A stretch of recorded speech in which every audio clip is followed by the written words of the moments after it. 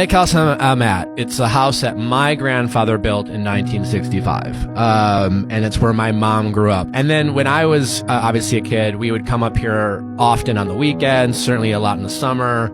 It was like my nirvana. My grandpa died when I was like 9 or 10 in 1990. They sold it, and I would remember being devastated and like, why would you guys sell it? Like, how could you? I was just like beside myself. Yeah, my whole life, I just always had these reoccurring dreams about being back up on the lake. And I'd always be on the lake and when I'd wake up. But I remember having them my whole life, even in like into adulthood. And I was on the phone with my uncle. You know, we were just started reminiscing about the lake house. And like a couple months later, this was like 2 years ago, I got a text from my uncle with a picture of the for sale sign of the cottage. And he's like, hey, we got to move on this fast. And then before I got out of a meeting that I was in, he had told me that was already an accepted offer on the house. And I was devastated. But it didn't stop me from reaching out to the agent and tell the story and send him a picture of the tattoo and write him a letter. And I tried very hard to get the person who was buying it to kind of walk away from it. But they had their own reasons for wanting to be on the lake, and I was just like devastated. It's just like, oh my God, if I would have just known 24 hours sooner. Finally, last 4th of July,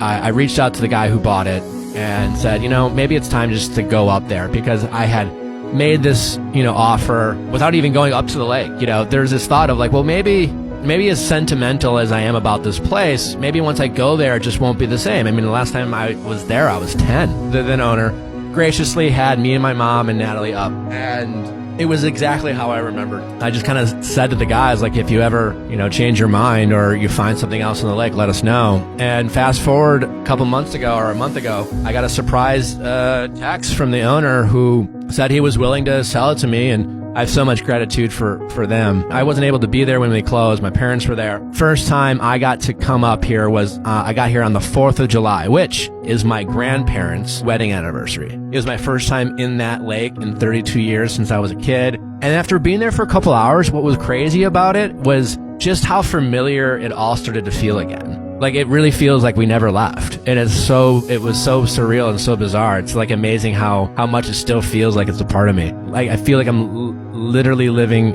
a dream, because it's a dream I've had my entire life. Not sound corny, but it's like I keep wondering if I'm going to wake up from this dream, because this was the dream I had that I always woke up from, and now I'm not waking up. It's finally starting to feel real, like that it's actually ours again, and it's back in the family. But it's like the coolest experience of my life. Truly, without you guys and without this show and without the support of y'all, I wouldn't have been able to do this for my mom and my family. So I can't thank you enough. I appreciate it. Thank you for helping me live the greatest dream of my life.